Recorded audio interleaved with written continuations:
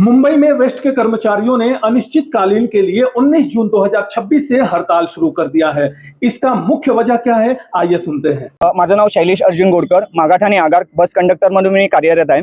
आजचा आमचा संपाचा दुसरा दिवस, काल आमचा पहिला दिवस होता आणि आज संपाचा दुसरा दिवस। आज मला फक्त प्रमुख एवढंच सांगायचं आहे की आमच्या ज्या प्रमुख 4 मागण्या आहेत त्यामागे इतर काही मागण्या असतील। आज प्रशासनाकडे 1 महिन्यापूर्वी आम्ही निवेदन आमच्या वतीने आमच्या लोकप्रतिनिधीने निवेदन दिलं होतं आणि त्याप्रमाणे मागण्या ज्या आहेत आमच्या 2016 पासून प्रलंबित आहेत।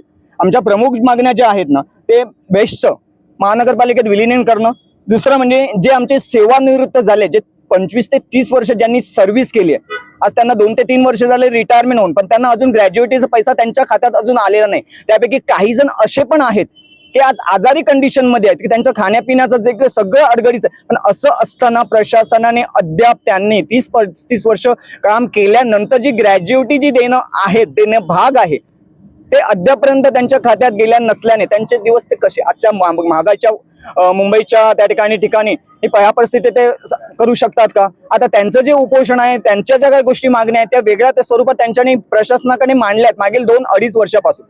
आमचा तिसरा मुद्दा आहे, आता वेटलिस्टचे जे कामावर जे कामगार भरती केले जात आहेत अद्यापपर्यंत, आता त्यांना काम तर परमनंट सारखंच करून घेत आहेत, तर त्या व्यक्तींना समान काम समान वेतन ही त्यांची प्रमुख मागणी होती।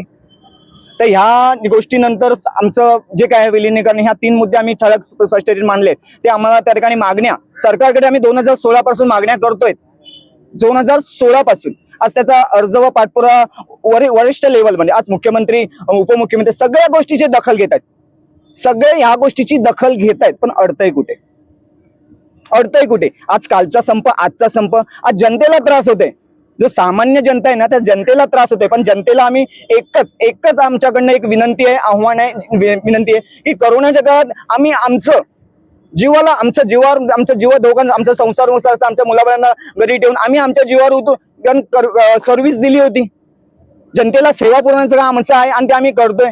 फक्त आजच्या संपाला जनतेने आम्हाला पाठिंबा द्यावा।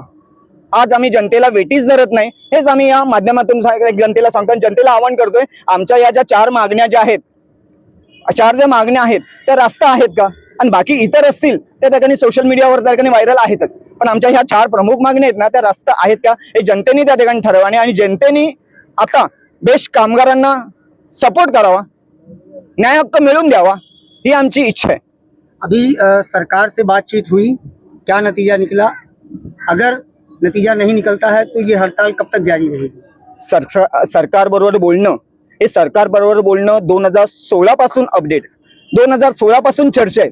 आज कागदोपत्री असीम कुमार गुप्ता साहेब यांच्याकडे नगर विकास खात्याचे त्या ठिकाणी ते सचिव आहेत, जे मला फक्त एकच, आम्ही सामान्य नागरिक आहोत, आम्ही सामान्य कामगार आहोत, आम्हाला वरच्या लेवलला काय चाललंय आमचा विषय तिथपर्यंत मांडला जातोय,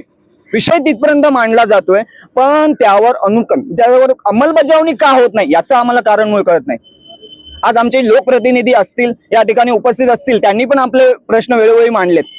आता आम्हाला फक्त एवढंच आहे ना की कामगारांच्या ह्या 4 प्रमुख मागण्या वेळेत सोडवा, कारण का ह्याच्या मागचं पण कारण एकच आहे की जर आज विलीनीकरण झालं, बीएसटीची संपत्ती बीएसटीच्या कामगारांच्या ताब्यात राहिली तर जनतेला जी सेवा आहे आज 12 रुपयासाठी 8 रुपयावर पण आणू शकते, जर सरकारने ठरवलं तर।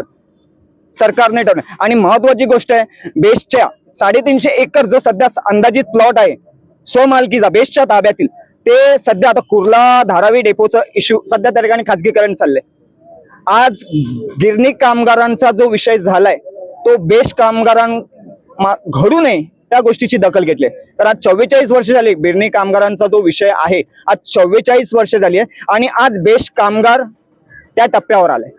तर आज जनतेने बेस्ट कामगारांना सपोर्ट करावा, जनतेने कौल द्यावा आणि जनतेने आमच्या बेस्ट कामगारांच्या ज्या 4 प्रमुख मागण्या रास्ता आहेत या गोष्टीचा खुलासा प्रशासनाकडे करावा, सरकारकडे करावा, मुख्यमंत्री उपमुख्यमंत्री महोदय सर्वांकडे आमची ही बातमी पडेल आणि जो काही विषय त्यांच्यापर्यंत आतापर्यंत गेला असेल आणि तो कागदावर टेबलावर पडून असेल तो फक्त त्यांनी आजच्या कंडिशन मध्ये आज किंवा उद्याच्या पर्यंत मार्गी लावा। संप हा आमच्या मनात आम्हाला त्या ठिकाणी करायचंच नाहीये, पण हा प्रशासनाकडनं हे जे डिले झालंय, जे त्या ठिकाणी विलंब झालाय, हे त्यांच्या निदर्शनास आणून देण्याकरता ह्या गोष्टी घडतायत।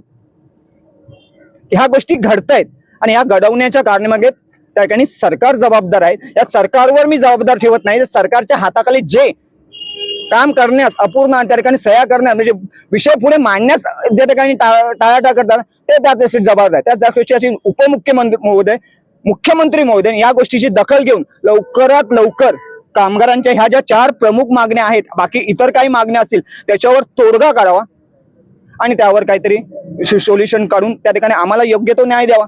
आम्हाला आमच्या परीने जसं जमतंय, बोलायला जमतंय, आम्ही आमचे विषय मांडतोय, पण त्या ठिकाणी योग्य तो विचार सरकारने करावा. ते आमचे मागण्या बऱ्याच आहेत, पण त्या कायद्यात त्या ठिकाणी बसतायत का? त्या कायदेशीर त्यांनी बसून जनतेला पण त्याचा गोष्टीचा फायदा व्हावा या गोष्टीचा विचार करून त्यांनी आमच्या मागण्या पूर्ण कराव्यात, एवढंच माझं मागणी आहे.